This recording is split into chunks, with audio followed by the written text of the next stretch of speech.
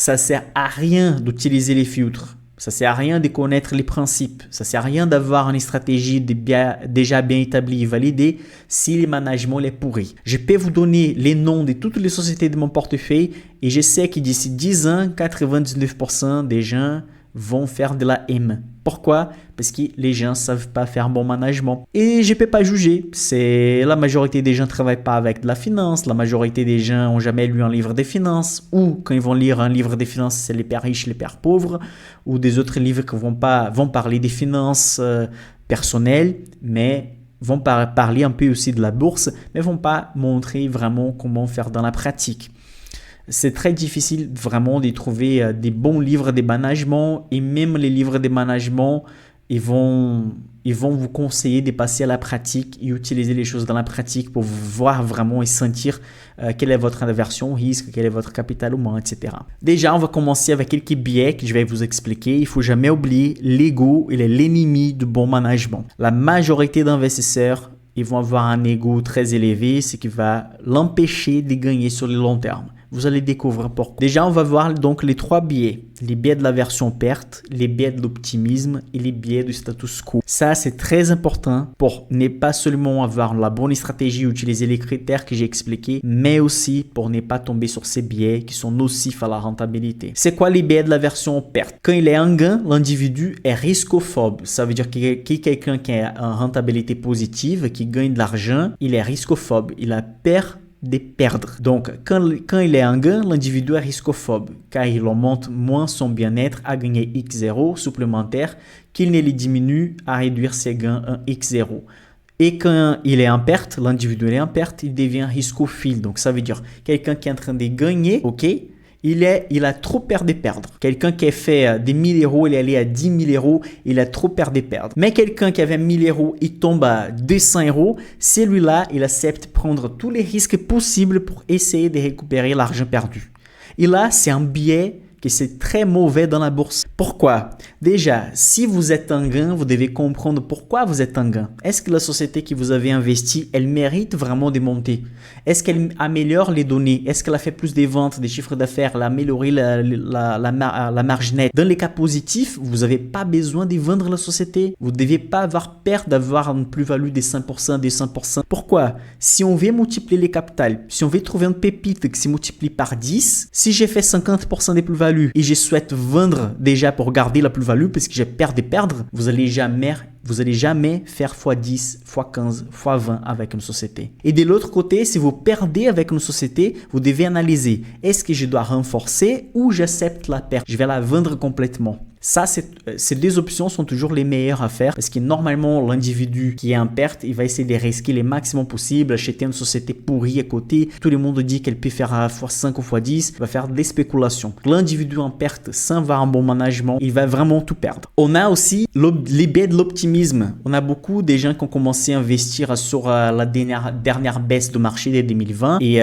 les êtres humains ont la tendance, selon les psychologues, à afficher un optimisme exagéré en ce qui concerne leur sort. Il y a une expérience mise au point par Langer en 1975 qui montre, vous savez très bien, on peut jouer au loto et normalement on peut demander à la machine, au PC, à la calculatrice de choisir les numéros pour nous. Sinon, on peut choisir par nous-mêmes les numéros de la loto pour jouer au loto. Et la majorité des gens préfèrent choisir les chiffres, sauf que, en fait, cette étude montre que les gens préféraient même payer plus cher pour pouvoir choisir les numéros pour jouer au loto, comparé à un prix beaucoup moins cher si la machine pouvait choisir pour la personne qui va jouer au loto. Donc ça montre que les gens sont prêts à payer pour choisir les numéros, mais en fait, mathématiquement, si vous choisissez le numéro ou la machine joue pour vous, la probabilité de gagner, c'est exactement la même. Donc l'être humain, il augmente la tendance, il a la tendance d'augmenter l'optimisme par leur sort. Et ça, c'est très mauvais dans la bourse également.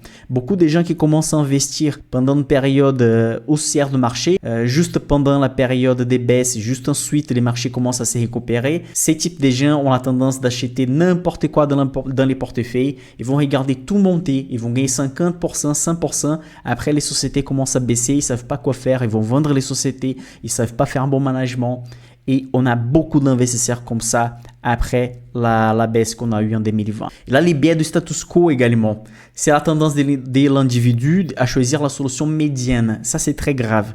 Les biais du status quo traduisent la tendance de laisser les choses inchangées, de perdre une mauvaise décision. Vous connaissez quelqu'un, peut-être vous avez un cas comme ça dans votre portefeuille. La société, elle baisse 10%, 20%, elle baisse 30%, elle baisse 40%, elle baisse 50%.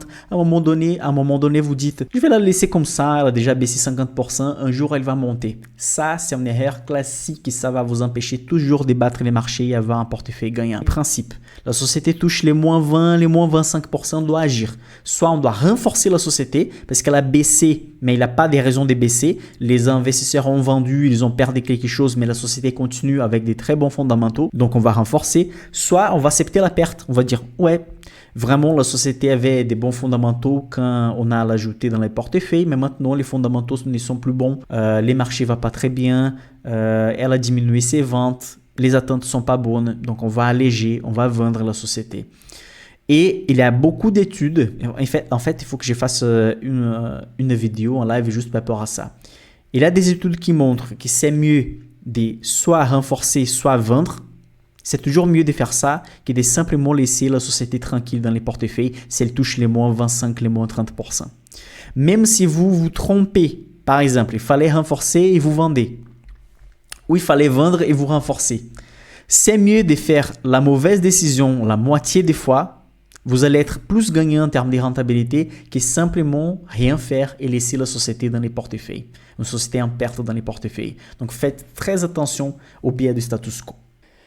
N'oubliez pas, vous devez utiliser une stratégie validée, vous devez avoir la bonne mentalité d'investisseur et toujours investir avec transparence sur honnêteté. Et quand je parle de transparence sur honnêteté, en termes individuels, si vous faites vos investissements, c'est la transparence sur honnêteté avec vous-même. Est-ce que vous savez pourquoi vous achetez la société et vous savez pourquoi vous vendez telle société? Vous savez pourquoi vous utilisez telle stratégie? Si vous utilisez une stratégie validée, si vous avez la bonne mentalité d'investisseur, vous savez comment agir pendant les crises, pendant les baisses, pendant les hausses de marché. Et si vous êtes honnête avec vous-même, avec les achats et ventes, vous avez tout ce qu'il faut pour réussir en bourse. Mes amis investisseurs, c'est ça, les 3 épisodes qu'on a fait ensemble par rapport les small cap explosifs, comment on peut multiplier notre capital avec les small cap. Ça me fait énormément plaisir d'être ici avec vous sur ces 3 épisodes. Et les dimanches soirs encore, je vais faire un 4e épisode pour parler que de mon portefeuille small cap américaine. On va parler pas seulement des Technoglass, mais des autres sociétés, surtout des sociétés qui ont moins réussi dans les portefeuilles pour apprendre comment on doit faire les managements des sociétés qui n'ont pas bien réussi.